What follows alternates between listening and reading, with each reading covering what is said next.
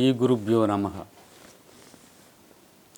యావత్ ధ్యాన ప్రపంచానికి, ఆధ్యాత్మిక ప్రపంచానికి వందనం, ఆధ్యాత్మిక శుభవందనం.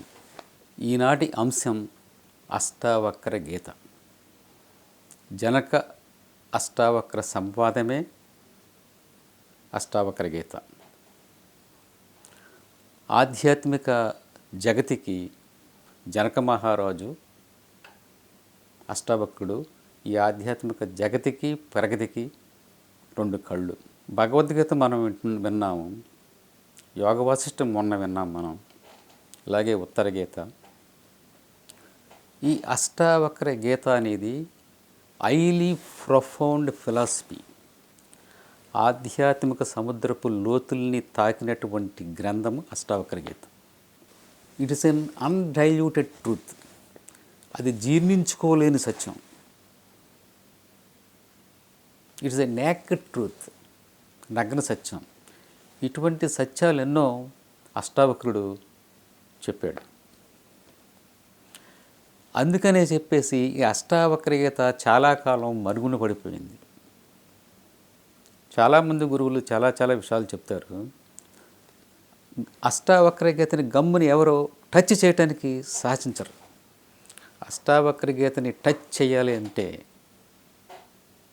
ఎంతో ఆధ్యాత్మిక పరిణితి ఉండాలి.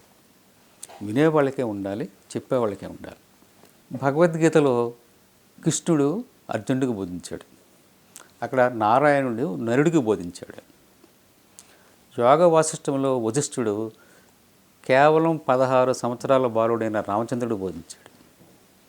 జనక మహారాజుకి అష్టావక్రుడు గురువు, జనక మహారాజు శిష్యుడు. కానీ ఇక్కడ శిష్యుడే ఒక ప్రొఫెసర్ లాంటి శిష్యుడికి అష్టావక్రుడు బోధించాడు.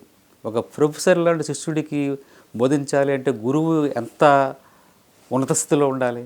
Is the professor of the professors, is the master of the masters అష్టావక్రుడు. ఎన్నో నగ్న సత్యాలని, జీర్ణించుకోలేని సత్యాలని ఆధ్యాత్మిక మార్గంలో లోతైన సబ్జెక్ట్ చెప్పింది Ashtavakra Gita. It is highly profound philosophy. It's absolutely real truth philosophy which is not digested. జీర్ణించుకోలేని సత్యాలని ఆయన చెప్పాడు. ముందుగా మనం అసలు ఎవరికి చెప్పారో తెలుసుకున్నాం. ఈ జనక మహారాజు యొక్క వృత్తాంతము, అష్టావక్రుడి యొక్క వృత్తాంతము తెలుసుకుందాము. ఈ అష్టావక్ర గీతలో 298 శ్లోకాలు ఉన్నాయి, 20 అధ్యాయాలు ఉన్నాయి. ఇది అష్టావక్ర గీత. పూర్వం జనకాస్ అంటే ఇప్పుడు మనం చెప్పుకునే జనక మహారాజు అసలు పేరు జనక మహారాజు కాదు. జనకాస్ అనేది ఒక డైనాసిటీ, ఒక రాజ వంశం అన్నమాట. కాకతీయ సామ్రాజ్యము, కాకతీయ రాజులు, రెడ్డి రాజులు, తర్వాత మొఘల్ సామ్రాజ్యం అనుకుంటాం కదా. అలాగే జనకాస్ అనే రాజ పరంపరలో ఈ జనక మహారాజు అనేది ఒక ఆయన. ఇప్పుడున్న మనం చెప్పుకునే ఈ జనక మహారాజు పేరు శిరోధ్వజుడు. భార్య సునైన, తమ్ముడు కుశధ్వజుడు. మిథిలా నగరానికి రాజు జనక మహారాజు. అంటే మిథిలా నగరం అంటే జనక్పూర్ యొక్క క్యాపిటల్ మిథిల. ఈ మిథిల బీహార్లో ఉంది. బీహార్లో మధుబన్ డిస్ట్రిక్ట్లో ఉంది ఈ మిథిల. ఈ కుశధ్వజుడు అనే పేరు చెప్పుకున్నాం కాబట్టి తమ్ముడి పేరు. ఈ కుశధ్వజుడు అనే ఆయన ఒక మహర్షి కూడా ఉన్నాడు. ఎలాగా ఈ సందర్భం వచ్చింది కాబట్టి అది కూడా చెప్పుకుందాం. ఈ కుశధ్వజుడు అనే మహర్షి వేదాలు ఒలిస్తూ ఉన్నప్పుడు వేదాల యొక్క శబ్దము నుండి ఒక కాంతి ఉద్భవించింది. దానిలో నుంచి ఒక స్త్రీమూర్తి ఉద్భవించింది. ఆ స్త్రీమూర్తి పేరు వేదవల్లి. వేదాలు వల్లించినందువల్ల జన్మించింది కాబట్టి ఆవిడికి వేదవల్లి అని పేరు పెట్టారు.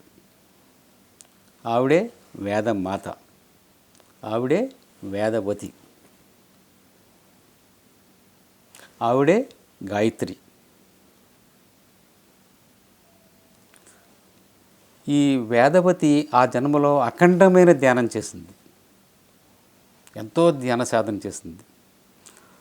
ఒకసారి రావణాసురుడి కన్ను వేదవతి మీద పడింది. అప్పుడు రావణాసురుడిని వేదవతి శపించి యోగాగ్ని సృష్టించుకుని యోగాగ్నిలో దగ్ధమైంది. ఆ తదుపరి నెక్స్ట్ ఇన్కార్నేషన్లో సీతాదేవిగా జన్మించింది. అందుకనే సీతాదేవికి అంత శక్తి, అంత సహనము, అంత సామర్థ్యము ఎలా వచ్చింది? గత జన్మలో ఆవిడ అనంతమైన ధ్యాన సాధన చేసింది. గాయత్రి మాత అంటే ధ్యానం, గాయత్రి మంత్రం అంటే శ్వాస మీద ధ్యాస. ఇది కుశధ్వజుడి యొక్క విషయం. ఈ జనక మహారాజు గురించి మనం చెప్పుకున్నాం. అష్టావక్రుడి తండ్రి పేరు ఏకపాదుడని చెప్పేసి మహాభారతంలో రోమస మహర్షి చెప్పాడు. కొందరు కహోలుడు అని చెప్తున్నారు, కొందరు కాహరుడు అన్నారు. స్వామి చిన్మయానంద స్వామి కాహరుడు అని చెప్పాడు తన దాంట్లో, కొందరు కహోరుడు అని చెప్పారు, రోమస మహర్షి ఏకపాదుడని చెప్పారు. ఎవరు ఏం చెప్పినప్పటికీ పేర్లు మారినా జ్ఞానం ఒక్కటే కాబట్టి పేర్లకు అంత ప్రాధాన్యం ఇవ్వద్దు. ఈ అష్టావక్ర గీత వాల్మీకి రామాయణంలో యుద్ధకాండలో దీని గురించి ప్రస్తావన ఉంది. భారతంలో రోమస మహర్షి వనపర్వంలోని అనుశాసన పర్వంలోని చెప్పాడు. ఈ అష్టావక్ర గీత గురించి చాందిక్యోపనిషత్తు, బ్రహ్మపురాణం, విష్ణు పురాణంలో కూడా దీని ప్రస్తావన ఉంది. తదుపరి కాలంలో జిడ్డు కృష్ణమూర్తి, రామకృష్ణ పరమహంస, వివేకానంద, రవిశంకర్, జగ్గయ్య వాసుదేవ్, ఓషో, స్వామి చిన్మయానంద, ఇలా చాలామంది ఈ సబ్జెక్ట్ని టచ్ చేశారు. స్వామి సర్వప్రియానంద అనే ఆయన రామకృష్ణ మిషన్కి యుఎస్లో ఆ విభాగానికి ఆయన పనిచేస్తున్నాడు ఇక్కడ. ఆయన దీని గురించి ఎన్నో డిస్కోర్సెస్ అష్టావక్ర గురించి చెప్పాడనమాట. ఈ అన్నిటిలోంచి సేకరించిన విషయాలు మనం ఇప్పుడు చెప్పుకుంటున్నాం. అష్టావక్రుల తల్లి సుజాత. ఆవిడ గర్భవతిగా ఉన్నప్పుడు అష్టావక్రుని తండ్రి వేదాలు ఒలుస్తూ శిష్యులకు కూడాను వేదాలు చెప్తూ ఉన్నాడనమాట. ఎక్కువగా శిష్యులకి పదే పదే చెప్తూ ఉండేవాడు, రాత్రనక పగలనక. శిష్యులకు విశ్రాంతి లిమిట్ లేదు, శిష్యులకు నిద్ర లేదు. ఎప్పుడైతే శిష్యులకు నిద్ర లేదో వాళ్ళు మందబుద్ధులై వేదాలని అపశృతి, ఆ వేదాల ఒలించటంలో అపశృతి దొరుకుతుంది. ఇది గమనించాడు అష్టావక్రుడు తల్లి గర్భంలో ఉండగానే. అప్పుడు అంటాడు తండ్రితో, శిష్యుల్ని ఎందుకు కష్టపెడుతున్నారు తండ్రి? వాళ్ళకి కూడా రెస్ట్ అవసరం కదా, నిద్ర అవసరం కదా. పదే పదే వాళ్ళని ఒలించమంటే వాళ్ళు మటుకు ఏం చేస్తారు? వాళ్ళని తప్పుగా ఒలిస్తున్నారు వేదాలని. మీరు కూడా మీ మాటల్లో కూడా కొంత తప్పులు దొరుకుతున్నాయి అంటాడనమాట. సరే, తండ్రి ఒకసారి చూశాడు, రెండుసార్లు చూశాడు. ఇక అసలే తండ్రి, అందులో పండితుడు. జనరల్గా తనలో ఉన్న అహం బయటకు వచ్చింది. బయటకు వచ్చి, ఇంకా నువ్వు పుట్టనైనా పుట్టలేదు, నువ్వే నాకు పాఠాలు చెప్తున్నావా అని చెప్పేసి అష్టవంకరులతో పుట్టు అని చెప్పి శపించాడు తన భార్య గర్భంలో ఉండగా ఆ పసివాడిని. సరే, ఈలోపు కొంతకాలం అయింది. సుజాత అష్టావక్రుడి తల్లికి ఇంకా ప్రసవకాలం సమీపించింది. ఇంట్లో అన్నీ నిండుకున్నాయి.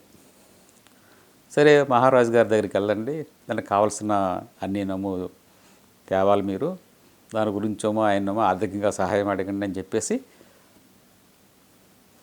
అష్టావక్రుడి తండ్రి అయిన కాహరుడికి, తన భర్త అయిన కాహరుడికి చెప్తుంది. అలాగే బయలుదేరతాడు కాహరుడు జనక మహారాజు యొక్క ఆస్థానంలో. జనక మహారాజు ప్రవేశించినప్పుడు అప్పుడు ఒక యాగం చేస్తూ ఉంటారు జనక మహారాజు. అది సుదీర్ఘమైనటువంటి యాగం అన్నమాట. అక్కడ పండితులు ఎంతోమంది వచ్చి విదేశాల నుంచి వచ్చారు, ఇక్కడ వచ్చారు. అందులో వందినుడు అనే ఒక పండితుడు ఉన్నాడు. ఆ పండితుడితో ఎవరో కూడా వాదించలేకపోతున్నారు. ఆ పండితుడితో ఎవరైనా వాదించినప్పుడు ఓడిపోయినప్పుడు అతని యొక్క తండ్రి అయిన వరుణుడు వాళ్ళని బందీలుగా చేసి బంధిస్తున్నాడు. ఇది అక్కడ కండిషన్, వాళ్ళు పెట్టుకున్న రూల్. ఆ రకంగానే అష్టావక్రుడు తండ్రి కూడా ఆ వాదనలో గెలవలేక ఓడిపోయి వందినుడు తండ్రి అయిన వరుణుడికి బందీగా ఉన్నాడు. అది అలా జరుగుతుండగా కొంతకాలానికి సుజాత తన తండ్రి ఇంటికి వెళ్ళింది. ఎంతసేపటికి తన భర్త చాలా కాలమైంది వెళ్ళి తిరిగి రాలేదని చెప్పేసి, అక్కడ బందీగా ఉన్నాడని చెప్పేసి తెలుసుకుంది. ఈలోపు అష్టావక్రుడికి జననం జరిగింది. 12 సంవత్సరాలు వచ్చినాయి అష్టావక్రుడికి. ఒకసారి ఉద్దాలకుడు ఒళ్ళో అష్టావక్రుడు కూర్చున్నాడు. కూర్చుంటే ఇది ఏమి నీ తండ్రి గారి ఒడి కాదు, లే అక్కడి నుంచి అని చెప్పేసి శ్వేతకేతుడు, కుమారుడైన శ్వేతకేతుడు లాగేస్తాడు. అప్పటి వరకు ఆయనే తన తండ్రిగా భావిస్తున్నాడు. తండ్రి అన్న భావన ఎప్పుడు, కాదన్న భావన ఎప్పుడు కలగలేదు. అప్పుడు తల్లిని నిలదీస్తాడనమాట. మా తండ్రి ఎక్కడ, మా తండ్రి ఎక్కడికి వెళ్ళారు, ఏం చేస్తున్నారు, అలా ఏంటి సంగతి నాకు ఎవరు చెప్పాను అని అడుగుతారు అని అష్టావకుడు తల్లి అయిన సుజాతని అడుగుతాడు. తల్లి సుజాత మొత్తం అన్నీ చెప్తుంది అన్నమాట. ఇలాగా జనక మహారాజు దగ్గరికి వెళ్ళారు నీ తండ్రి గారు, వందినుడు అనే పండితుడు అన్నాడు, ఆయన చేతిలో ఓడిపోయారు, వరుణుడి దగ్గర బందీగా ఉన్నాడు అని చెప్తారు అనమాట. అప్పుడు అష్టావక్రుడు ఈ శ్వేతకేతుని తీసుకుని ఇద్దరూ కలిపి రాజుగారి దగ్గరికి వెళ్తారు. ఆ ద్వారం దగ్గరే వాళ్ళ ద్వారపాలకులు ఆపుతారు. ఎందుకు వచ్చారంటే లోన పండితుడిని గోష్ఠి జరుగుతుంది కదా, అక్కడ వాళ్ళతో మేము పండిత గోష్ఠి జరపడానికి వచ్చాము అని చెప్తారనమాట. అసలే బాలురు మీరు, మీకు ఏం తెలుసని, అక్కడ ఎంతోమంది గొప్ప గొప్ప పండితులు ఉన్నారు, మీరా బాలురు, మీకేమీ తెలియదు అని చెప్పేసి వాళ్ళు కొంచెం చిన్న చూపు చూస్తాడు. అప్పుడు అష్టావక్రుడు అంటాడు, కేవలము జుట్టు మెరిసినంత మాత్రాన, వృద్ధాప్యం వచ్చినంత మాత్రాన పండితులు అవుతారా? పండితులు అవ్వాలంటే వృద్ధాప్యమే రావక్కర్లేదు, బాలురు కూడా వచ్చు అని కన్విన్స్ చేస్తారు ద్వారపాలకుడిని. ఈ విషయమేమో ఆ ద్వారపాలకుడు జనక మహారాజుకి తెలియజేసి పర్మిషన్ ఇచ్చి వీళ్ళకి లోనికి తీసుకొస్తాడు. సరే, అష్టావక్రుడు ఆ సభలోకి ప్రవేశిస్తూ ఉంటాడు. ప్రవేశించగానే నేను ఎవరు నువ్వు అంటే సోని అని చెప్తాడు. నేను మీ ఆస్థానంలో ఉన్నటువంటి ఆ వందినుడు అనే పండితుడు మన వాళ్ళని అందరినీ ఓడించాడు కదా, ఆయనతో నేను వాదనకి దిగాలనుకుంటున్నాను అంటాడు. సరే, ఎప్పుడైతే ఈయన లోనికి ప్రవేశించాడో అందరూ ఈయన చూసి నవ్వుతారు. ఎందుకంటే ఈయన అష్టవంకరలతో ఉన్నాడు. అందరూ నవ్వుతుంటే అష్టావక్రుడు కూడా నవ్వుతాడు. అప్పుడు అడుగుతాడనమాట జనక మహారాజు, వీళ్ళందరూ నవ్వారంటే ఒక అర్థం ఉంది, మరి నువ్వెందుకు నవ్వుతున్నావు అని అడుగుతాడు జనక మహారాజు. ఓ మహారాజా, ఎంతమంది చర్మకారులను పెట్టుకున్నావేమిటయ్యా నువ్వు, వీళ్ళ పండితులు, ఇంతమంది చర్మకారులను పెట్టుకుని వీళ్ళు పండితులు అంటావేంటి నువ్వు అని ప్రశ్న వేస్తాడు అష్టావక్రుడు జనక మహారాజుని. చర్మకారులు అంటే చెప్పులు కుట్టేవాళ్ళు. ఒక చెప్పులు కుట్టేవాళ్ళు చెప్పుల వంకే చూస్తూ ఉంటారు. ఒక టైలరు బట్టల వంకే చూస్తాడు. అలాగే ఒక సంగీత విద్వాంసుడు సంగీతాన్నే గమనిస్తూ ఉంటాడు. వీళ్ళు కూడా చర్మాన్ని చూసి నవ్వుతున్నారు, అందుకని చెప్పేసి నాకు నవ్వొచ్చింది అని చెప్పేసి అష్టావక్రుడు చెప్తాడు. బాహ్యమైన చర్మాన్ని చూసి, బాహ్యమైన ఈ శరీరాన్ని చూసి మీరు ఎలా నిర్ణయానికి రాగలరు జనక మహారాజా? ముందు నేను కాదు వంకరగా ఉన్నది, వాళ్ళల్లో ఉన్న అష్టవంకరలు ఉన్నాయి, అవి తొలగించుకోవాలి వాళ్ళు. శరీరం వంకరగా ఉన్నా పర్వాలేదు, మనస్సు వంకరగా ఉండకూడదు అని బోధిస్తాడు. సరే, పర్మిషన్ ఇస్తాడు జనక మహారాజు వందినుడితోని. చివరికి వందినుడు అష్టావక్రుడి చేతుల్లో ఓడిపోతాడు. ఓడిపోయిన తర్వాత మా తండ్రిని విడిపించమంటాడు. అతని తండ్రితో పాటు మిగిలిన పండితులను కూడా ఆ వరుణుని చెర నుండి విడిపిస్తాడు అష్టావక్రుడు. తర్వాత తండ్రి విడుదలవుతాడు, చాలా సంతోషిస్తాడు కొడుకుని చూసి. ఈ కొడుకు యొక్క ప్రయోజనం చూసి సమంగా నదిలో స్నానం చేయమని అతని యొక్క తపశ్శక్తి చేత అతనిలో ఉన్నటువంటి అష్టవంకరులు పోగొడతాడు తండ్రి. సరే, మర్నాడు జనక మహారాజు వ్యాహ్యాళికి ఆ గుర్రం మీద రాజసౌధం బయటకు వచ్చి గుర్రం మీద వెళ్తూ ఉంటాడు అనమాట. కొంత దూరం వెళ్ళిన తర్వాత అష్టావక్రుడు ఎదురొస్తాడు. వెంటనే గుర్రం దిగి 12 సంవత్సరాల బాలుడైన అష్టావక్రుడి పాదాల మీద సాష్టాంగ దండ ప్రణామం పడతాడు జనక మహారాజు. ఓ మహానుభావ, బాలుడు పోయినా నువ్వు చాలా పండితుడివి, నీకు చాలా ఆత్మజ్ఞానం ఉన్న వ్యక్తివి నువ్వు. అక్కడ సభలో నేను మహారాజుని, నాకు అప్పుడే నీకు నమస్కారం చేయాలనిపించింది, నాకు కొంచెం అహం అడ్డు వచ్చింది, నేను మహారాజు అని చెప్పేసి ఇప్పుడు నేను సాష్టాంగ దండ ప్రమాణం చెప్తున్నాను, నాకు ఆత్మజ్ఞానాన్ని బోధించవలసింది అని ప్రాధేయపడతాడు. సరే, అలాగే బోధిస్తాను, మరి నాకు బోధించినందుకు గురుదక్షిణ ఏమిస్తావు అని అడుగుతాడు. నాకు గురుదక్షిణ కావాలి కదా, గురుదక్షిణ ఇస్తావా అని అడుగుతాడు. ఇస్తాను అంటాడు. ఏం కావాలో కోరుకోండి అంటాడు జనక మహారాజు. నీ మనసును నాకు ఇచ్చేయి అంటాడు. ఓ ఇచ్చేసాను అంటాడు. ఓకే, అంతా అవుతుంది. జరిగిన తర్వాత జనక మహారాజు గుర్రం మీద ఎక్కబోతూ ఉంటాడు. గుర్రానికి జీన్ ఉంటుంది కదా, ఆ జీనికి ఇటొక కాలు అటొక కాలు వేస్తారు కదా, దాన్ని రికాబ్ అంటారు. జనక మహారాజు అంటాడు అష్టావక్రుని, మన్నాడు సభలో కలుసుకుందాం అంటాడు అనమాట. జనక మహారాజు ఆ గుర్రంలో ఆ జీని మీద ఉన్నటువంటి ఒక రికాబులో కాలు పెట్టి రెండో రికాబులో కాలు పెడదామని అనుకునేటప్పటికీ ఆగు అంటాడనమాట అష్టావక్రుడు. ఆగిపోతాడు. అలాగే ఆగిపోతాడు. అష్టావక్రుడు వెళ్ళిపోతాడు. రాజుగారు రావట్లేదు, వీళ్ళందరూ వచ్చి చూస్తారు. ఆ రాత్రంతా అలాగే ఉన్నాడు, మన్నాడంతా ఇదంతా రాజ్యసభలో తెలిసింది, వచ్చి చూస్తారు.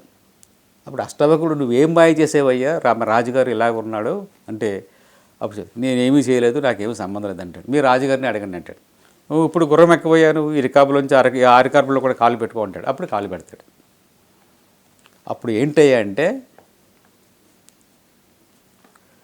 ముందుగా ఒక కోరిక కోరతాడు జనక మహారాజు. ఒక్క క్షణంలో నాకు ఆత్మజ్ఞానం కావాలి, రావాలి అని చెప్పేసి. కావాలి అంటే ఎలాగా, మరి ఏదో గురుదక్షిణ ఇమ్మన్నాడు కదా, తన మనసునే ఇచ్చేసాను అన్నప్పుడు. తన మనసునే ఇచ్చినప్పుడు తన మనసు తన దగ్గర ఎక్కడుంది? తన దగ్గర తన మనసు లేదు కదా. ఆగు అనగానే ఆగిపోయాడు. ఇప్పుడు నీకు తెలిసిందా జనక మహారాజా, నీ మనసే నాకు ఇచ్చేసావు, నీకు ఇప్పుడు నీ మనసు నీ అధీనంలో లేదు, నా దగ్గర ఉంది. ఇంతకన్నా ఆత్మజ్ఞానం ఏమీ లేదు. నీకు ఆత్మజ్ఞానం కావాలంటే ఈ క్షణంలోనే కలుగుద్ది. నువ్వు ఒక్క క్షణంలో ఆత్మజ్ఞానం అడిగావు కదా, కావాలని ఒక్క క్షణంలోనే ఆత్మజ్ఞానం కలుగుతుంది. నువ్వు ఈ క్షణంలోనే నువ్వు ఆత్మజ్ఞానం నేర్చుకోవచ్చు. సరే, మర్నాడు అష్టావక్రుడు జనక మహారాజు దగ్గరికి వెళ్తాడు. ఎన్నో విషయాలు జనక మహారాజుకి తెలియజేస్తాడు అష్టావక్రుడు. ఈ క్షణంలోనే నువ్వు ఆత్మజ్ఞానం నేర్చుకోవచ్చు, ఒక్క క్షణం చాలు నీకు మోక్షం రావటానికి. జనక మహారాజా, నీలో ఉన్న వికారాలన్నీ తొలగించుకుంటే ఒక్క క్షణంలోనే నీకు మోక్షం వస్తుంది అని చెప్తాడనమాట. సపోజ్ మనకి పరీక్షిత్ మహారాజు ఉన్నాడు. ఒక వారం రోజుల్లో తనకు మరణం తప్పదు అని తెలుసుకుంటాడు. తెలుసుకుని ఏం చేశాడు, ఇంకా తను ఏడవలేదు. ఈ వారం రోజుల్లోని ఏ రకంగా మనం తరించాలి అని తెలుసుకుని సుఖబ్రహ్మ ద్వారా తను మోక్షాన్ని పొందాడు. అంటే ఒక్క వారం రోజుల్లో మోక్షాన్ని పొందగలిగాడు పరీక్షిత్ మహారాజు. మోక్షం అనేది పొందటానికి ఏళ్ళు జన్మలో అవసరం లేదు. ఎప్పుడైతే మనలో ఉన్న వికారాలన్నీ పోనియో ఆ క్షణమే మనకు మోక్షం వస్తుంది. అంటే మనస్సును జయించాలన్నమాట. మనం చెప్పుకున్నాం, మనస్సు అంటే మనం చెప్పుకున్నాం మనస్సు, బుద్ధి, అహంకారము. తర్వాత శబ్ద, స్పర్శ, రస, రూప, గంధాలు, పంచతన్మాత్రలు. ఈ 5, 3, 8 ఈ 8 కలిపి సూక్ష్మ శరీరం అవుతాయి. అంటే సూక్ష్మ శరీరమే నీ మనస్సు. ఎప్పుడైతే ఈ 8 వికారాలను నువ్వు తొలగించుకున్నావో నీకు మనోనాశనం జరుగుతుంది. నీ మనస్సు నువ్వు చెప్పినట్టు వింటుంది. మనం చెప్పుకున్నాం కదా యోగ వాసిష్టంలో మనం అది.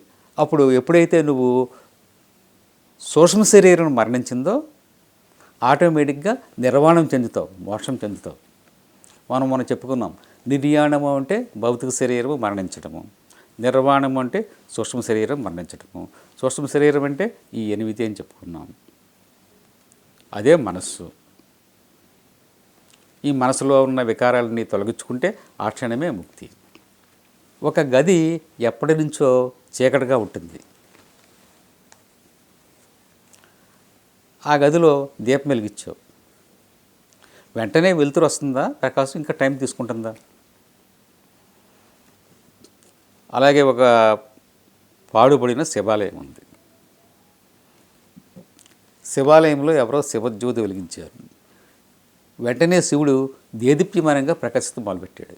నీ శరీరం కూడా ఒక శివాలయం, ఎప్పటి నుంచో పాడుపడిపోయి ఉంది. ఆ శివాలయంలో నువ్వు జ్ఞానం అనే జ్యోతిని వెలిగిస్తే నీలో కూడా శివుడు అలాగే ప్రకాశిస్తాడు. ఒక వ్యక్తి యొక్క కుమారుడు వ్యసనాలకు బానిసై ఉన్నాడు. తండ్రి చాలా బాధపడుతున్నాడు. ఏం చేయాలండి, నా మాట వింటలేదని చెప్పేసి ఈ ఆస్తిని అంతటినీ కూడా బంగారంగా మార్చి తన ఇంట్లో ఒక చోట పాతి పెడతాడు. ఈ విషయము ఎవ్వరికీ చెప్పడు. తనకి ప్రాణ స్నేహితుడైన ఒకే ఒక్కడికి ఈ విషయం చెప్తాడు. కొంతకాలం గడిచిన తర్వాత తండ్రి సడన్గా అనుకోకుండా మరణిస్తాడు. ఆకస్మిక మరణం వస్తుంది తండ్రి. ఈ కుర్రవాడుకు బ్రతుకు తెరువు లేదు. కొంతకాలం ఉన్నదాంతో గడిపాడు. తర్వాత భిక్షాటనగా బయలుదేరాడు. అడుక్కుని జీవిస్తూ ఉన్నాడు. ఈ స్నేహితుడు తీర్థయాత్రకు వెళ్ళాడు. చాలా కాలం తర్వాత కానీ రాలేదు. వచ్చాడు ఆయన స్నేహితుడు. ఈ పరిస్థితి చూశాడు. ఏంటి ఇతను కొడుకు ఇంత ఆస్తి పెట్టుకుని భిక్షాటన చేసుకుంటున్నాడా అని చెప్పి అతనికి చెప్పాడు అనమాట. నీ తండ్రిని ఈ వ్యసనాలను చూసి చాలా బాధపడేవాడు. ఇప్పుడైనా సరే నిన్ను నేను కోటీశ్వరుని చేస్తాను, నాకు మాట ఇయ్యి, నీ వ్యసనాలన్నీ మానేసి మంచి వ్యక్తిగా మారతానని మాటిస్తే ఈ క్షణం మీద నేను కోటీశ్వరుని చేస్తానంటాడు. అది ఎలా సాధ్యమని అడుగుతాడు. సాధ్యమే, నువ్వు ఒప్పుకుంటే సాధ్యం అంటాడు. ఒప్పుకుందాని అంటాడు. వెంటనే కుర్రోడు తీసుకొచ్చి నువ్వు ఇలా ఆశ్రంతా పాడు చేస్తున్నావు అని చెప్పేసి మీ తండ్రి బంగారంగా మార్చి నీ పెరట్లో ఇదిగో పళ్ళ చోట పెట్టాడు అని చెప్పాడు అనమాట. వెంటనే కుర్రోడు ఏం చేశాడు, అప్పటి వరకు భిక్షాటన చేసుకునే కుర్రవాడు వెంటనే అతని కొడుకు కోటీశ్వరుడు అయిపోయాడు. ఎలా జరిగింది? ఒక్క క్షణంలో జరిగింది. ఏంటి ఆ సత్యం? ఆ నిధి అనే సత్యం. మనలో కూడా అనంతమైన జ్ఞానం అనే నిధి ఉంది. అజ్ఞానం అనే దాంతో అది కప్పబడి ఉంది. ఒక చక్రవర్తి తన కుమారుడు చేసే పనులకు చాలా కలత చెంది అతన్ని రాజ్య బహిష్కరణ శిక్ష విధిస్తాడు. రాజ్యం వదిలిపెట్టి వెళ్ళిపోతాడు. వెళ్ళిపోయిన తర్వాత అతనికి ఏ పని రాదు. భిక్షాటన చేసుకుంటూ జీవిస్తూ ఉంటాడు. అలా చాలా కాలం గడుస్తుంది. ఇక రాజ్యాన్ని మర్చిపోయాడు, ఆ పదవిని మర్చిపోయాడు, అన్నీ మర్చిపోయాడు. ఎలాగ తెల్లాలేసి ఎలా పొట్ట గడవాలి, ఏం చేయాలి అన్నదే అతను ఊహ. భిక్షాటన చేసుకుంటున్నాడు. అలా అలా గడుస్తుంది. అలా ఒక 20 సంవత్సరాలు గడిచినాయి. ఈలోపు రాజుకి వృద్ధాప్యం వచ్చింది. నేను వృద్ధుండి అయిపోతున్నాను, ఈ రాజు ఉన్న ఒక కొడుకు అలాగే అయిపోయాడు, ఎక్కడున్నాడో ఏంటో, మళ్ళాడు వస్తే బాగుండని రాజుగారు దండోరా వేస్తాడు. నా కుమారుడు ఎక్కడున్నా సరే తక్షణం తిరిగి రావాలని చెప్పేసి అతన్ని తీసుకొచ్చి అప్పచెప్పోళ్ళకి బహుమతి కూడా ప్రకటిస్తాడు. ఈ విషయం ఇతను తెలుస్తుంది. వెంటనే ఈ రాజకుమారుడు ఎలర్ట్ అయిపోతాడు. అప్పటి వరకు భిక్షాటన చేస్తూ బతికాడు. తను రాజకుమారుడిని ఒక్క క్షణంలో తిరిగి గ్రహిస్తాడు. అన్నీ మర్చిపోయాడు. అప్పటి వరకు భిక్షాటన చేశాను, కష్టపడ్డాను, అది ఇది నా తండ్రి రాజ్యబహిష్కరణ చేశాడు, అన్నీ మర్చిపోయాడు. ఒక్క క్షణంలో అందరినీ కమాండ్ చేశాడు అనమాట. నడవండి, తప్పుకోండి, తీసుకురండి గుర్రాన్ని, తీసుకువెళ్ళండి నన్ను స్వాగత సత్కారాలతో. వెళ్ళాడు, అభ్యంగ స్నానం చేశాడు, చీనాంబరాలు కట్టుకున్నాడు, సింహాసనం మీద కూర్చున్నాడు. ఒక్క క్షణంలో అంటే తను ఏంటో తనకు తెలుసు, కానీ ఆ క్షణంలో అతను ఒక పరిస్థితి వల్ల రియలైజ్ అయిపోయాడు అనమాట. జ్ఞానం అనేది రావడానికి కూడా ఒక క్షణమే పడుతుంది, ఆ ముసుగు తొలగితే. పెళ్ళిలో ఏం వేస్తారు? ఒక కట్టెను వేస్తారు. ఆ కట్టెను ఒక ముసుగు. కట్టెను ఉన్నంతసేపు పెళ్ళి కూతురు కనపడదు, కట్టెను తొలగిస్తే పెళ్ళి కూతురు కనిపిస్తుంది. కట్టెన్ అనేది మాయ అన్నమాట. ఆ తెర తొలగాలి. తెర తొలగితే అప్పుడు ఆత్మకి పరమాత్మకి ఆ పెళ్ళి జరుగుతుంది.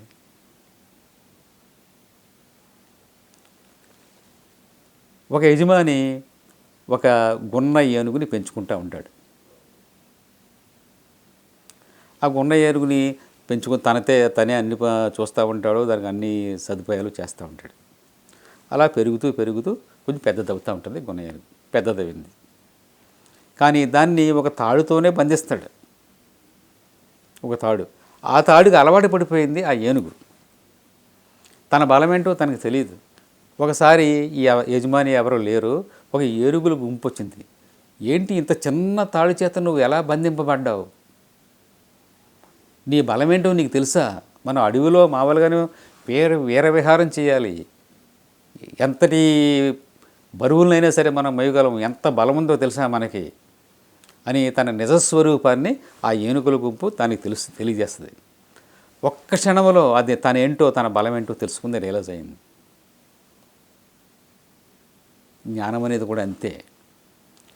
మనకు తెలియనంతసేపు, మన అజ్ఞానంలో ఉన్నంతసేపు, మన చీకటిలో ఉన్నంతసేపు అలాగే ఉంటుంది.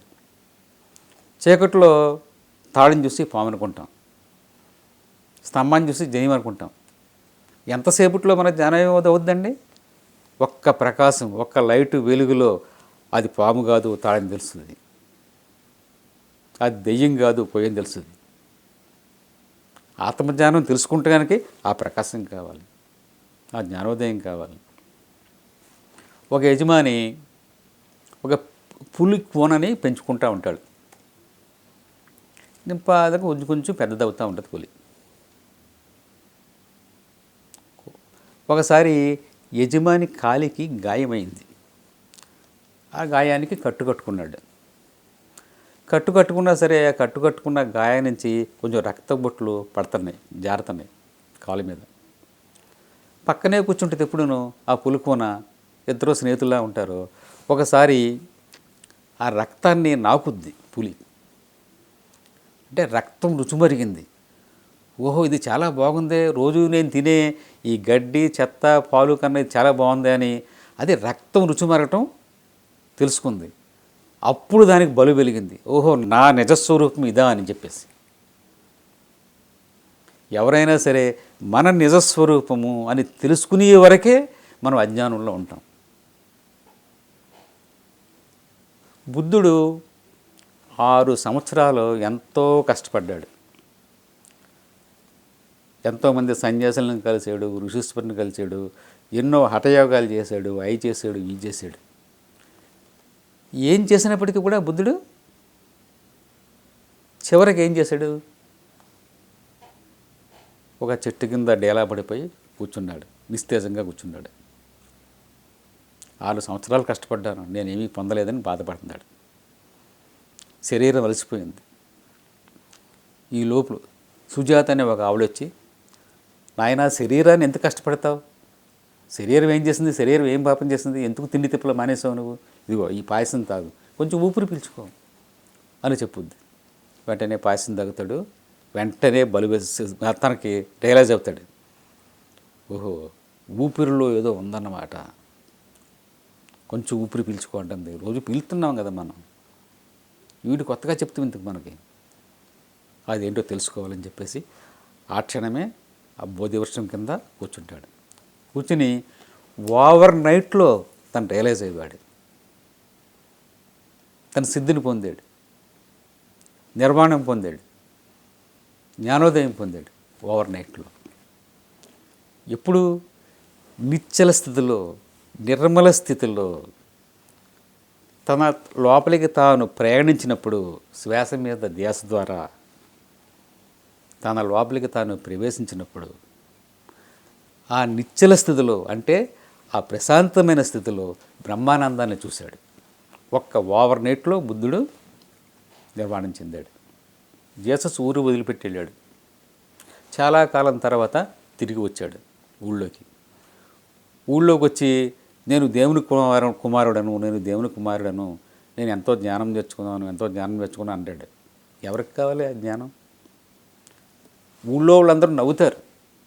నువ్వెవడమో మాకు తెలుసు, చిన్నప్పటి నుంచి ఇక్కడే బతికావు నువ్వు, జోసెఫ్ నీ తండ్రి పేరు జోసెఫ్, నువ్వు వడ్రంగి కుమారుడివి, నీవు జ్ఞానోదయం పొందటం ఏంటి, నువ్వు దేవుడు కుమారుడివి ఏంటి, నేను పిచ్చోళ్ళని చేయకు, వెళ్ళి పని చూసుకుంటారు. మన సొంత ఊళ్ళో ఒక ప్రవక్తకి ఎప్పుడు, ఒక జ్ఞానికి ఒక యోగికి ఎప్పుడు గుర్తించరు. ఇంటి ముందు పెరటి చెట్టుకి పనిచేయదు. బుద్ధుడు అంతఃపురం వదిలిపెట్టి అడవులకి వెళ్ళాడు, నిర్మాణం చెందాడు. అక్కడ 12 సంవత్సరాల తర్వాత తిరిగి రాజ్యానికి వచ్చాడు. అదేనా తండ్రి కవరు పెట్టక వచ్చినప్పుడు తండ్రిని అంటున్నాడు, 12 సంవత్సరాలు మోసేవు ఆ భిక్షాపాత్రని, విసిరి బయట పడేసేయి, తీసేయి కాషాయవస్త్రాలు, ఇక నీ బుద్ధి మాలినతనం చాలు, ఇదిగో సింహాసనం వచ్చి ఏలుకో అంటాడు. తండ్రి, నీ అంతఃపురంలో ఓ చిన్న విత్తనంగా ఉన్న నేను ఒక అందమైన పుష్పంలాగా మారాను, చక్కని పండులాగా మారాను, ఎన్నో ఫలాలు నేను పొందాను అని చెప్తూ ఉంటాడు. నువ్వా నాకు బోధిస్తున్నావు? నువ్వు నాకు బోధించేటి అంతటి వాడి అవ్వేవా? చాలు నీ ప్రసంగం. బుద్ధుడి యొక్క తండ్రి వినటానికి సిద్ధంగా లేడు. అప్పుడు బుద్ధుడు తను నిష్క్రమిస్తాడనమాట. ఎప్పుడూ కూడా ఎప్పుడైతే మనం అన్వేషణ ఆపేసేమో, అన్వేషణ ఆపిన తక్షణమే మనకు జ్ఞానోదయం అవుతుంది. బుద్ధుడు ఎప్పుడైతే అన్వేషణ ఆపేశాడో, అన్వేషణ ఆపేసిన క్షణంలోనే బుద్ధుడికి ఓవర్ నైట్లో జ్ఞానోదయం కలిగింది. ఒకానొక వ్యక్తికి ఎంతో ఆత్మజ్ఞానం నేర్చుకోవాలన్న కుతూహలం ఉంది. అతను ఒకరోజు పొరుగురు వెళ్ళి తిరిగి వస్తూ ఉండగా దారిలో ఓ చెట్టు కింద ఓ సన్యాసి ఉన్నాడు. అతను ఎప్పటి నుంచో గురువు కోసం అన్వేషిస్తున్నాడు. సరే కాసేపు చెట్టు కింద కూర్చుందాం, అక్కడ ఎవరో సన్యాసి ఉన్నాడు అని చెప్పేసి వెళ్ళాడు అనమాట. వెళ్ళి ఏంటి సంగతి, ఎవరు నువ్వు అని అడిగాడు. సన్యాసిని అన్నాడు.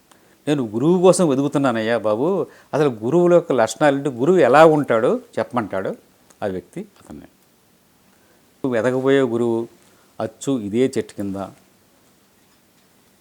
నాలాగే ఉంటాడు, నాలాగే ఇలాగ వెరి చేష్టలు చేస్తాడు, జుట్టు పీక్కుంటూ ఉంటాడు, ఇలాగ అనుకుంటూ ఉంటాడు, ఇలాగంటాడు, ఇలాగ చేష్టలు వేస్తూ ఉంటాడు, అతనే నీ గురువు అంటాడు. ఓహో అలాగా అని చెప్పేసి ఇతను మొత్తం దేశాన్ని బయలుదేరాడు. 30 సంవత్సరాలు తిరిగాడు అటువంటి వ్యక్తి దొరుకుతాడని చెప్పేసి. తర్వాత తిరిగి ఊరికి వచ్చాడు. ఊరికి వచ్చి తన ఎక్కడైతే వచ్చాడు, ఏ సన్యాసి చెప్పాడో ఆ సన్యాసి దగ్గరికి వచ్చాడు. ఏమయ్య బాబు, ఇలా ఉన్నావాడే నీ గురువు అన్నావు, 30 సంవత్సరాలు వెతికాను నేను, నాకు దొరకలేదు అని ఆ సన్యాసితో అంటాడు అతను. రావయ్య బాబు, 30 సంవత్సరాల బట్టి నీకోసమే నేను ఎదురు చూస్తున్నానని సన్యాసి అంటాడు. నాలాగే ఉంటాడన్నాను కదా, ఇదే చెట్టు కింద ఉంటాడా అన్నాను కదా, ఇలాగే నాలాగే విన్యాసాలు చేస్తాడన్నాను కదా, మరి నీకు ఇంకా స్ట్రైక్ కావాలేదా, నీకు అర్థం కాలేదన్నాడు. ఆ గురువుని నేనే అన్నాడు. మరి మీరు అప్పుడే ఎందుకు చెప్పలేదు అని చెప్పేసి అతను అడుగుతాడనమాట ఆ సన్యాసిని. నువ్వు అన్వేషణలో ఉన్నావు, నీ అన్వేషణలో ఉన్నంతసేపు నువ్వు ఎవరి మాట వినవు, నీ అన్వేషణ పూర్తి అవ్వాలి. నువ్వు అన్వేషణ పూర్తి అయిన తర్వాత నువ్వే ఆటోమేటిక్గా రియలైజ్ అవుతావు. మనం కూడా అంతే, అన్వేషణ ఉన్నంతసేపు మనం రియలైజ్ అవ్వలేం, గుర్తించలేం. మనం ఎదురుగుండా జ్ఞానం ఉన్నా సరే మనం గుర్తించలేం. ఎప్పుడైతే మనలో ఉన్న అన్వేషణ ఆగిందో ఆ క్షణమే మనకి జ్ఞానోదయం కలుగుతుంది.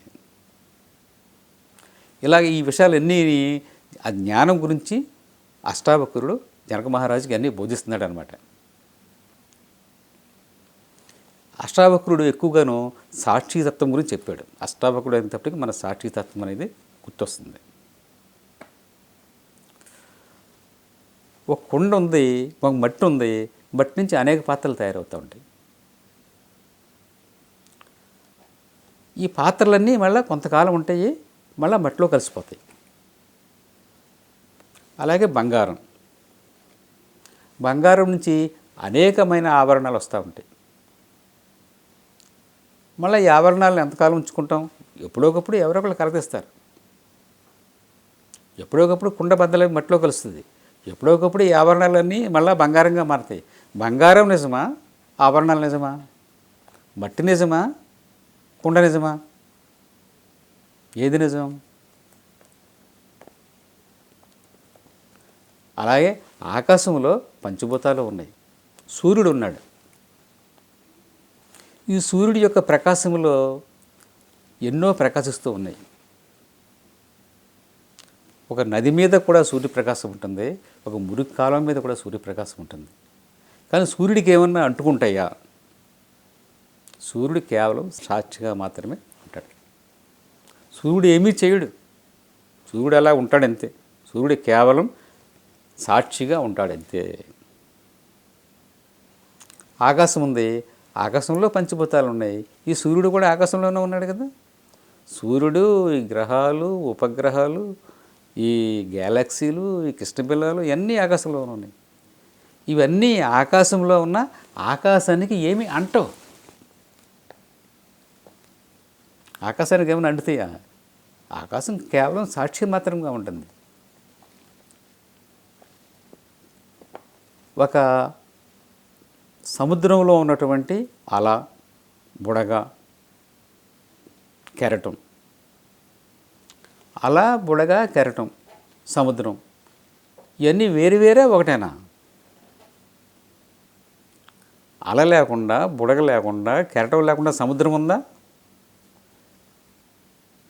అంటే సముద్రము అనేది మామూలుగాను ఉంది అని తెలియాలి అంటే దానికి విట్నెస్, సాక్షి ఎవరు?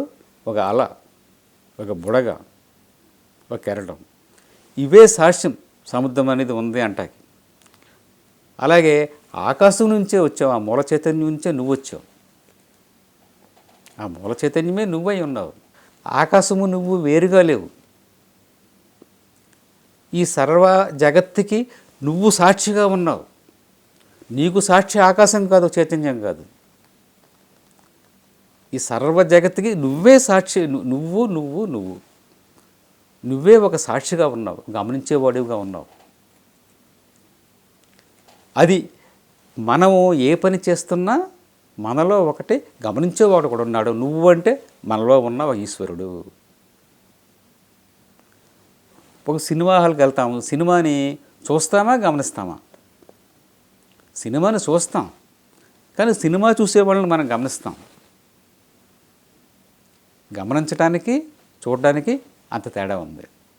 నువ్వు గమనించేవాడివికా, కేవలం గమనించేవాడివికా. నీ కాళ్ళు నడుస్తూ ఉంటాయి, నీ చేతులు ఏదో పనిచేస్తూ ఉంటాయి, నువ్వేదో మాట్లాడుతూ ఉంటావు, వింటూ ఉంటావు, కంటూ ఉంటావు. ఈ అన్నిటికీ నీకు సంబంధం లేదు. నీలో ఉన్న ఒక సాక్షి ఒకడున్నాడు, చూసేవాడు. ఇవన్నిటిని సాక్షిగా గమనించేవాడు ఒకడున్నాడు. దీపం ప్రకాశిస్తుంది. దీపం ప్రకాశంలో ఎన్నో కర్మలు జరుగుతూ ఉంటాయి. దీపం ప్రకాశంలో ఎన్నో కర్మలు జరుగుతూ ఉంటాయి. దీపానికి ఏమైనా సంబంధం ఉందా? ఈ కర్మలకి దీపానికి ఏమి సంబంధం లేదు. అలాగే నువ్వు చేసే కర్మలకి నీలో ఉన్న ఆ ఆత్మకి ఏమీ సంబంధం లేదు. కేవలం సాక్షిగా మాత్రమే అది ఉంటుంది. కేవలం గమనించేవాడు మాత్రమే కా. ఎప్పుడైతే నీలో జ్ఞానం వచ్చిందో నువ్వు గమనించేవాడు అవుతావు. సపోజ్ మనకి న్యాయస్థానాలు ఉన్నాయి. హైకోర్టు ఉంది, సుప్రీంకోర్టు ఉంది, న్యాయమూర్తులు ఉన్నారు, బెంచ్ కోర్టులు ఉన్నాయి. ఒక వ్యక్తి తప్పు చేసేవాడు అని తెలిసినా సరే, విట్నెస్ కావాలి న్యాయమూర్తికి. విట్నెస్ లేనిదే అతను నిర్ణయించలేడు.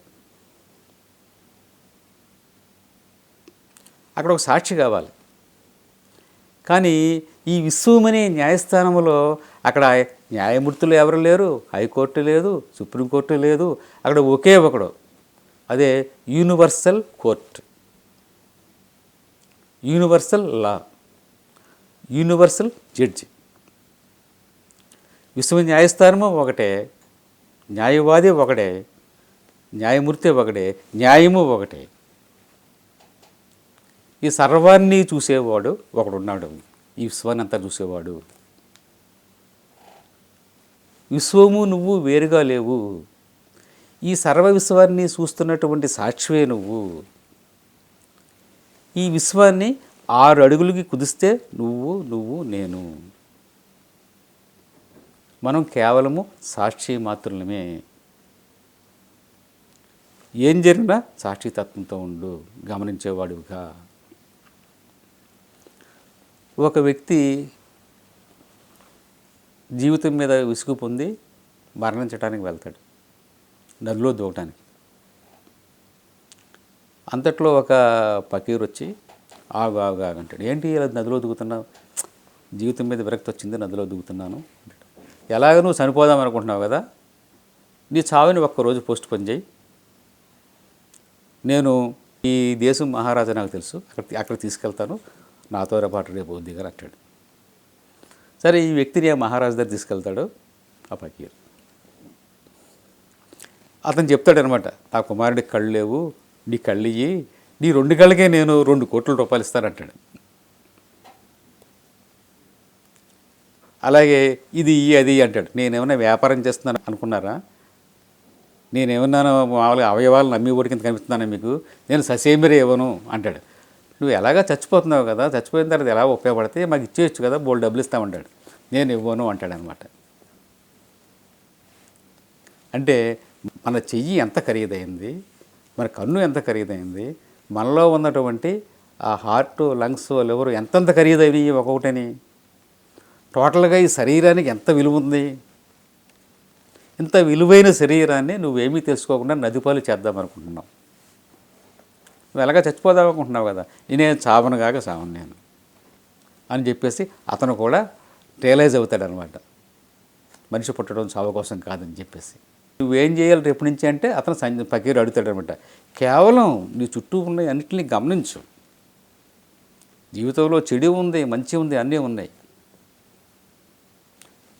ఈ ఓషో ఈ అష్టావక్ర గీతలో ఎన్నో కథలు చెప్పాడు. అలాగే చిన్మయానంద కూడా ఎన్నో విషయాలు చెప్పాడు. ఒక్కోసారి అష్టావక్రుడు అన్నీ ఆపేయి, ఎందుకు ఈ పరుగులు, ఎక్కడికి పరుగు తీస్తావు? ఒకవేళ పరిగెడుతున్నావు, ఎంత దూరం పరిగెడతావు, ఎక్కడ పరిగెడతావు? ఈ పరుగు ఎప్పుడు కాపుతావు? ఈ పరుగు ఎప్పుడు కాపుతావు?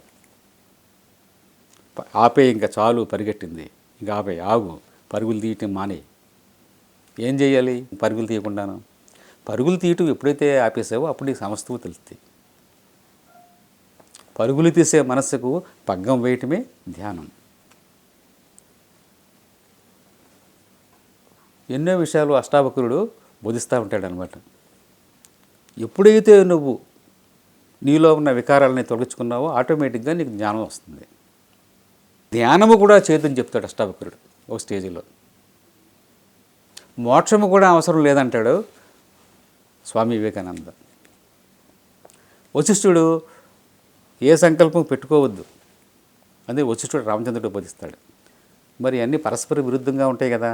అష్టావక్రుడు బోధనలంటేనే ఇలాగ ఉంటాయి. అన్నీ గజిబిజిగా, బిజిగజిగా, జిగ్జాగ్గా, అల్లిబిల్లిగా, బిల్లి అల్లిగా, ఇలాగా జుట్టు పిక్కినలా ఉంటాయి అన్నమాట. అందుకని అష్టావక్రుడు ఒకళ్ళకి ఒక మాదిరిగా ఎవరికి అర్థం కాడు, ఒక కొరకరాని కొయ్యిగా ఉంటాడనమాట. ధ్యానము నువ్వు కాదు, ధ్యేయము నువ్వు కాదు, ధ్యాన ఫలితము కూడా నువ్వు కాదు. ధ్యానాన్ని కూడా వదిలేయి. ధ్యానాన్ని వదిలేయమంటే మనం ఏమంటాం అసలు? ధ్యానాన్ని వదిలేయమంటేనే ఆశ్చర్యంగా చూస్తూ ఉంటాం. ధ్యానాన్ని వదిలేయమంటాడేంటి, అందరూ ధ్యానం చేయమంటే? ధ్యానిస్తూ ధ్యానాన్ని ధ్యానంలో లయం చేయటమే ధ్యానం యొక్క లక్ష్యం. ధ్యానిస్తూ ధ్యానాన్ని ధ్యానములో లయం చేయటమే ధ్యాన లక్ష్యం. ధ్యానము అంటే మార్గము, సాక్షి తత్వం అంటే గమ్యస్థానం. ధ్యానము అంటే మార్గం, సాక్షితత్వం అంటే గమ్యస్థానం. సాక్షితత్వం యొక్క ప్రారంభ దశే ధ్యానము, ధ్యానం యొక్క అంతిమ దశే సాక్షితత్వం. ధ్యానము సాక్షిత్వము రెండు వేరువేరు కాదు, రెండు నాణ్యానుకున్న బొమ్మ బురుసు. ఎప్పుడైతే నువ్వు సాక్షితత్వం పొందేవో ఇక ధ్యానంతో పనే ఉంది. నువ్వు కారులో ఒక ఊరు వెళ్తున్నావు, లేకపోతే విమానంలో ఒక చోటకి వెళ్తున్నావు, రైల్లో ఒక ఊరికి వెళ్తున్నావు. నువ్వు కారులో వెళ్ళినప్పుడు నువ్వు ఒక గమ్యస్థానం చేరుతావు, అలాగే ఒక ట్రైన్ ఎక్కుతావు, నువ్వు గమ్యస్థానం చేరుతావు. నువ్వు గమ్యస్థానం చేరిన తర్వాత కూడా నువ్వు ఇంకా కారులో కూర్చుంటావా? నువ్వు గమ్యస్థానం చేరిన తర్వాత కూడా ఇంకా ట్రైన్ దిగవా? నువ్వు గమ్యస్థానం చేరిన తర్వాత ఇంకా నీకు ధ్యానంతో పనేంటి, మోక్షంతో పనేంటి, సంకల్పంతో పనేంటి? నువ్వే అది అయిపోయినప్పుడు ధ్యానము ఓ పనిగా చేయకు. ప్రతి పనిని ధ్యానాత్మకంగా స్వీకరించు. ప్రతి పనిని ఒక ధ్యానంగా చేయి. ధ్యానిస్తూ ధ్యానాన్ని ధ్యానములో లయం చేయటమే ధ్యాన లక్ష్యం. అదే సాక్షితత్వం. సాక్షితత్వం వేరు కాదు, ధ్యానం అనేది వేరు కాదు. ఎరుకతో ఎరుకను ఎరుకవై గమనిస్తూ ఉండు. ప్రేమించు ప్రేమను ప్రేమతో ప్రేమకై. ఇవన్నీ ఇలాగే అష్టావకుల బోధనలన్నీ ఇలాగే ఉంటాయి. చాలా క్రిటికల్గా, చాలా మామూలుగాను అబ్సల్యూట్లీ ట్రూ, కానీ మనకి డైజెస్ట్ అవ్వవు. ఎవరైతే అష్టావకర గీత విని ధ్యానం చేయటం మానేశారో వాళ్ళకి అష్టావకుడు అర్థం కాలేదన్నమాట. లక్ష్యాన్ని చేరినప్పుడు ఇంకా లక్ష్యంతో నీకు పనేంటి?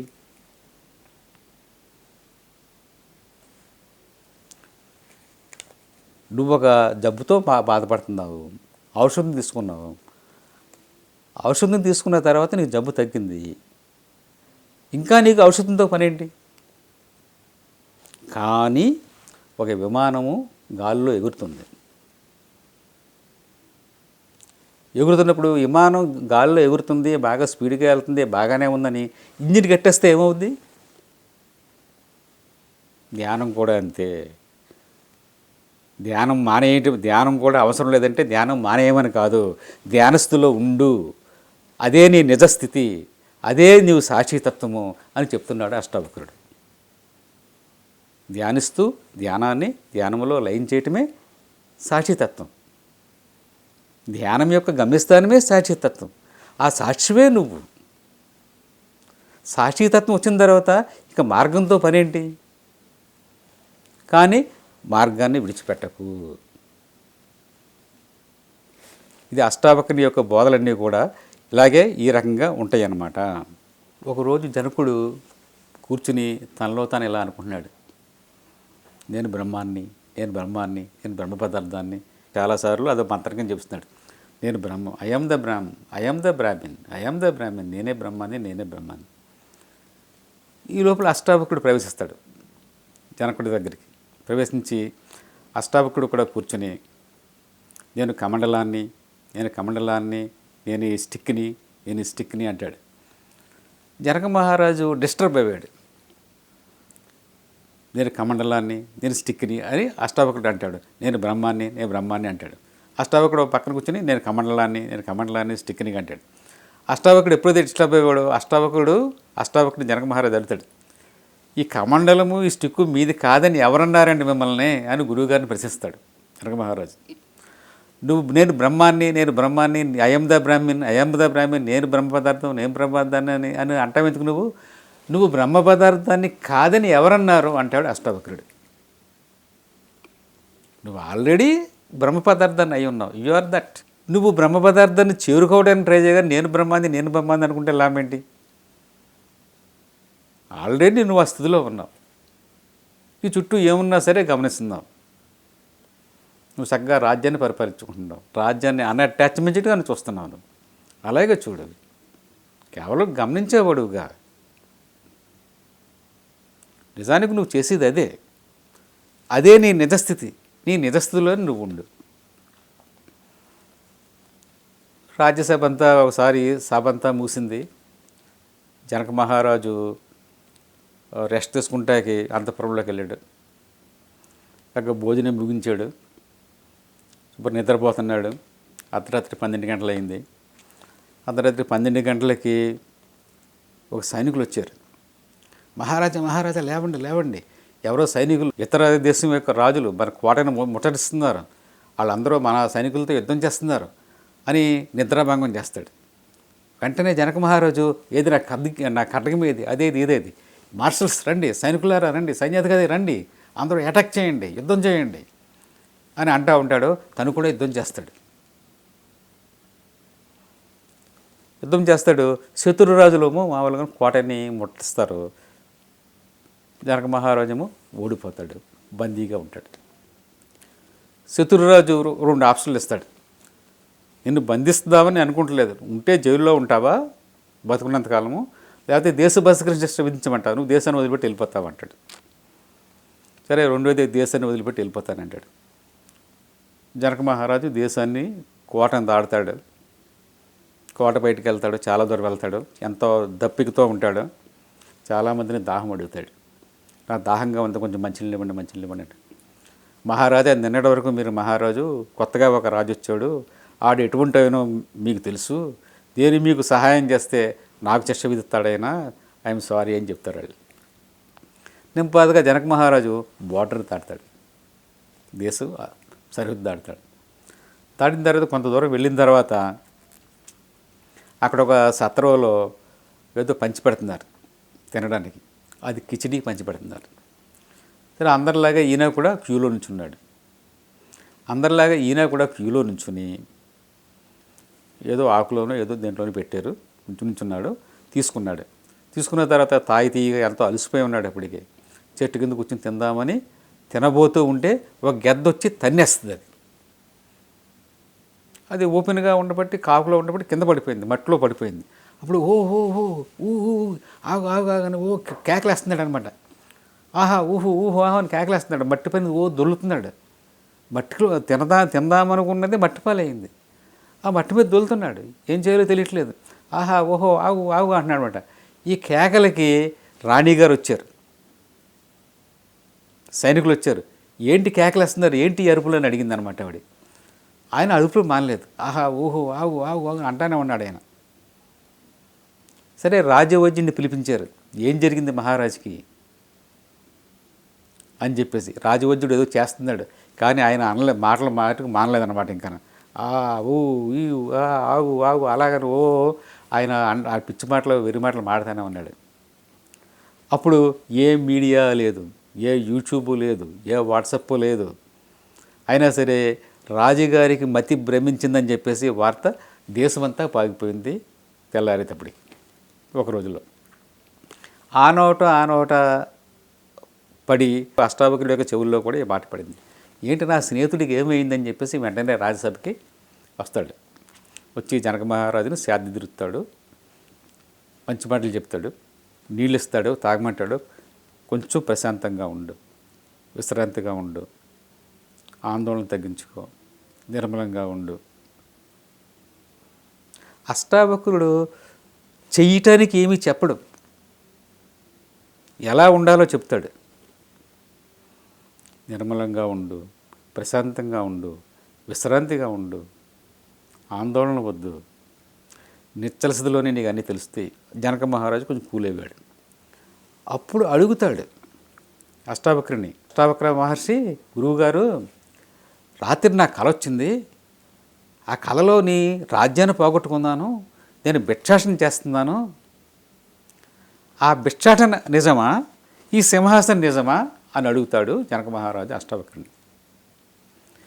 నువ్వు కలలో చూసిన భిక్షాటనే నిజమైతే ఈ సింహాసనం కూడా నిజమే, అది అబద్ధమైతే ఇది కూడా అబద్ధమే అది నిజమనుకుంటున్నావా, అబద్ధం అనుకుంటున్నావా? అబద్ధమే కదా, ఇది కూడా అబద్ధమే. ఈ సింహాసనం, నీ పదవి, ఇవన్నీ కూడా అవి కూడా అబద్ధమే. అన్అటాచ్డ్గా బతకటమే. కళలో ఏవేవో వస్తూ ఉంటాయి, ఏవేవో జరుగుతూ ఉంటాయి, అవన్నీ యథార్థం కాదు కదా. నిద్ర మేలుకోగానే అన్నీ మాయమైపోతాయి. ఎలాగైతే కళలో ఉన్నవి యథార్థము కావో, నువ్వు ఈ నిజ జీవితంలో ఉన్నటువంటి ఈ కర్మలన్నీ కూడా, ఈ వస్తువులన్నీ కూడా నువ్వు పైలోకంలోకి వెళ్ళిన తర్వాత ఇది కూడా కలే. ఇప్పుడు ఉన్న ఈ భౌతిక జీవితం అంతా వాస్తవంగా ఒక కళే, ఒక మాయే. నీ కళ్ళలో ఏది రకంగా అది అబద్ధమని అనుకుంటున్నావో, కళ అనుకుంటున్నావో, నువ్వు పైలోకాల్లోకి వెళ్ళిన తర్వాత ఈ భౌతిక జీవితం అంతా కూడా ఒక కళగానే భావిస్తావు. అప్పుడు అనుకుంటాను, మనం 70 ఏళ్ళు 90 ఏళ్ళు బతికాము, మనం ఏమీ సాధించలేకపోయాము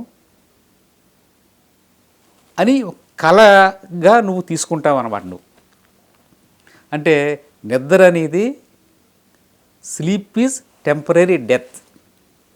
నిద్ర అనేది తాత్కాలిక మరణం. Sleep is temporary death, but death is permanent sleep. మరణం అనేది శాశ్వత నిద్ర. నిద్ర అనేది టెంపరీ డెత్.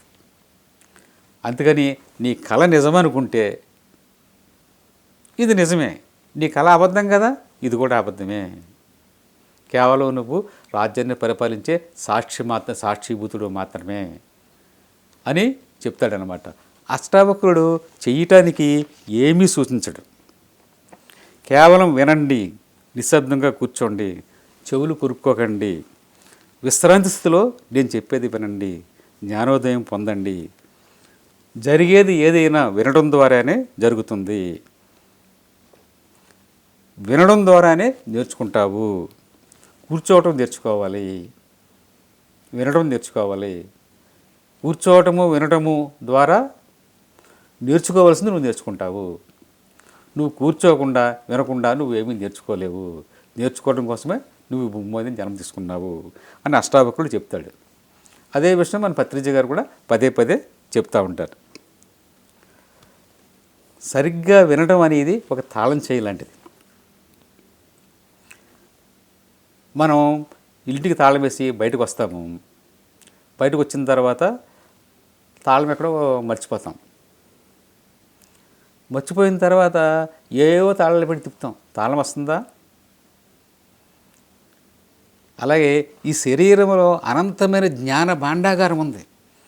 ఆ జ్ఞాన భాండాగారానికి తాళం వేసేసావు, నువ్వు అజ్ఞానం అనే తాళం వేసేసావు. ఏవో తాళాలు పెట్టి తిప్పుతున్నావు. ఎలా వస్తుంది? నీ జ్ఞానం అనే తాళం పెట్టి తీస్తే నీలో ఉన్నటువంటి ఆ జ్ఞాన భాండాగారం తెరుచుకుంటుంది. అందుకని సరైన తాళంతో తాళంగా ఎలా ఓపెన్ చేస్తామో సరైన జ్ఞానంతో నువ్వు మామూలుగా జ్ఞానోదయం పొందాలి. అష్టావకుడు ఆ రకంగా ఏమీ సూచించడం అన్నమాట. అష్టావకుడిని అవగాహన చేసుకోవడానికి సంపూర్ణమైన ప్రయత్నం కావాలి. ధ్యానం అనేది బాహ్యం నుంచి రాదు. మీ అంతరంగంలో ఏ వికారం లేనప్పుడు మిగిలి ఉండేదే ధ్యానం. ధ్యానం కాదు, ధ్యాన స్థితి గొప్పది. మీరు సత్యాన్ని తెలుసుకున్నప్పుడు ఆనందంగా ఉంటారు. మన నిజస్థితి ఆనందమే. నీవు నిత్య సత్యమైన చైతన్య స్వరూపుడవు. ఒకసారి రామకృష్ణ పరమహంస తోతాపురిని అడుగుతాడు, ఏమంటే ధ్యానం రోజు చేయాలా అంటాడు. మరి ధ్యానం చేయొద్దని మీరే చెప్తారు, ధ్యానం చేయమని మీరే చెప్తారు. కొంచెం రాగితంపు ఉంది కదా, రాగితంపుతో నీళ్ళు ఉన్నాయి కదా, కొంచెం నీళ్ళు ఎలా పట్టరా, రాగిచెంబు ఎలా పట్టరా అంటాడు. సరే రాగిచెంపులో నీళ్ళు తాగుతాడు. ఈ రాగిచెంబు రోజు నువ్వు తోముతున్నావా అని అడుగుతాడు. తోముతున్నాను అని. రోజు తోమడం దేనికి, ఏమంటుకుంటుంది దాంట్లోని అంటే కిళ్ళం పట్టింది కదా అందుకు తోముతున్నా అంటాడు. అలాగే నువ్వు రాగి చెంబుని రోజు ఎలా తోముతున్నావు, కిళ్ళం పట్టిందని రోజు తోముతున్నావు. అలాగే నీవు కూడా రోజు మనకి కిలం పడుతుంది. మనలో ఉన్న కిలం కూడా పోవాలంటే నువ్వు కూడా రోజు ధ్యానమే చేయాలి. ధ్యాన స్థితిలోనే ఉండాలి, ఎరుగుతో ఉండాలి. నువ్వు ఎరుగుతో ఉండటమే సాక్షితత్వము, అదే నీ నిజస్థితి. ఇలాగ ఎన్నో విషయాలు అష్టావక్రుడు జనక మహారాజుకి బోధిస్తూ ఉంటాడు. సాక్షితత్వం అనేది ఇంటి పునాది, అది పైకి కనబడదు. ధ్యానము మరి సాక్షితత్వం యొక్క సంబంధం అంటే ధ్యానము మార్గము, సాక్షితత్వము గమ్యస్థానం. ధ్యానం అనేది సాక్షితత్వం యొక్క ఆరంభం. ధ్యానం అనేది ఔషధం, సాక్షితత్వం అనేది ఔషధం యొక్క రిజల్ట్. సాక్షి ధ్యానం difference with each other is ignorance. మీకు ఆలోచనలు వచ్చినప్పుడు ఆపండి, కేవలం గమనించండి, అందులో కొట్టుకుపోకండి. గురువు ఎల్లప్పుడూ నీ దగ్గరలోనే ఉన్నాడు, ఇక్కడే ఉంటాడు, కానీ ప్రజలు ఒప్పుకోరు. అష్టావక్రుడి యొక్క ఎప్పుడు ఈ ఆత్మబోధ అంతా కూడా సాక్షితత్వం మీద ఆధారపడి ఉంటుంది. కేవలము అన్నీ నీ జీవితంలో జరిగే సంఘటనలన్నింటికీ కూడా నువ్వు కేవలం సాక్షివి మాత్రమే. ఈ ఎరుక నీకు కలగటమే జ్ఞానము. ఆ జ్ఞానము ధ్యానం ద్వారానే వస్తుంది. ధ్యానం అంటే మార్గము, సాక్షితత్వం అంటే గమ్యస్థానము. ఈ గమ్యస్థానం చేరుకోవడం కోసమే నువ్వు ధ్యానాన్ని పట్టుకోవాలి. అలాగని చెప్పేసి రాగి చెంబుని తోమకుండా ఉంటే ఎలాగైతే కిలం పడుతుందో, నువ్వు కూడా నీలో ఉన్నటువంటి ఆ కిలాన్ని పోగొట్టుకోవాలి అంటే ఎప్పుడు నువ్వు కూడా ధ్యాన స్థితిలో ఉండటం అవసరము. అదే సాక్షితత్వము. ధ్యానము సాక్షితత్వము వేరు వేరు కాదు, నాణ్యానికి ఉన్న రెండు బొమ్మలు మాత్రమే అని ఎన్నో విషయాలు జనక మహారాజుకి అష్టావక్రుడు బోధించాడు. ఈ ఒక రామాయణం చెప్పుకుంటూ ఉంటే దానికి ఒక ఎండ ఉంటుంది, ఒక మహాభారతం చెప్పుకుంటే దానికి ఒక ఎండ ఉంటుంది, ఒక యోగ వస్తువు చెప్పుకుంటే దానికి ఒక ఎండ్ ఉంటుంది. కానీ అష్టావక్ర గీత టీచింగ్స్కి there is no end. It is an ultimate philosophy, undissolvable believable truth అన్నమాట. నమ్మశక్యం కానీ సత్యాలన్నీ అందులో ఉంటాయి, నగ్న సత్యాలన్నీ అందులో ఉంటాయి. అందుకనే అష్టావక్ర గీత ఒక మాదిరి వాడికి కొరుకుడు పడదు. సాధన ప్రారంభ దశలో ఉన్న వాళ్ళకి అష్టావక్ర గీత ప్రిఫర్ చేయలేదు ఎవరూను. సాధనలో భూమధ్యం నుంచి మనకి సహస్రారం వరకు ప్రయాణిస్తూ ఉంటాం మనం. ఎప్పుడైతే మనకి ఈ చక్రాసని దాటామో ఆ పై భాగంలోకి ఈ పై సహస్రారం వైపు ప్రయాణించటమే ఈ సాక్షితత్వం యొక్క సిద్ధాంతం అన్నమాట. ఆజ్ఞాచక్రం నుంచి సహస్రారం వరకు పయనించడమే ఈ అష్టావక్ర గీత యొక్క ఫిలాసఫీ యొక్క డెప్త్. ఎవరైతే ఆజ్ఞాచక్రం నుంచి సహస్రారం వరకు పయనిస్తారో వాళ్ళకి మాత్రమే అష్టావక్ర గీత అర్థమవుతుంది. మన పిరమిడ్ స్పిరిచువల్ సొసైటీలో ఉన్న ఈ పీసెస్ జానులు అందరూ కూడా అటువంటి స్థితిలో ఉన్న వాళ్ళే, ఆజ్ఞాచక్రం నుంచి సహస్రారం వరకు ప్రయాణం చేస్తున్న వాళ్ళే. ఈ అష్టావక్ర గీత వినాలి అంటే వీళ్ళు మాత్రమే ఎలిజిబుల్. ప్రారంభ దశలో ఉన్న వాళ్ళకి అష్టావక్ర గీత ఎంత మాత్రమో ప్రిఫర్ చేయలేదు. అందుకని అష్టావక్ర గీత మరుగున పడిపోయి ఉంది. అనంతమైన జ్ఞానం ఉంది అష్టావక్ర గీతలో. కేవలం చూచేవాడివి కాదు, గమనించేవాడివిగా, witness. You are a witness. ఈ సమస్త జగత్తుకి నువ్వు కేవలం విష్ణువే, నువ్వు విట్నెస్వే. ఈ సముద్రం యొక్క అలలు, కెరటాలు, బుడగలు అవి లేకపోతే సముద్రం ఉంటుందా? లేదు కదా. సముద్రము ఉంది అంటే ఇవే సాక్ష్యము. విశ్వము ఉందంటే నువ్వే సాక్ష్యము. నువ్వు కూడా విశ్వంలో భాగమే కాబట్టి. నువ్వు లేకపోతే విశ్వం లేదు. So you are the witness of the universe. ఈ విశ్వానికి నువ్వే సాక్షివి, ఇదే నిజం అని అష్టావక్రుడు చెబుతూ ఆనాటి సభని ముగిస్తాడు.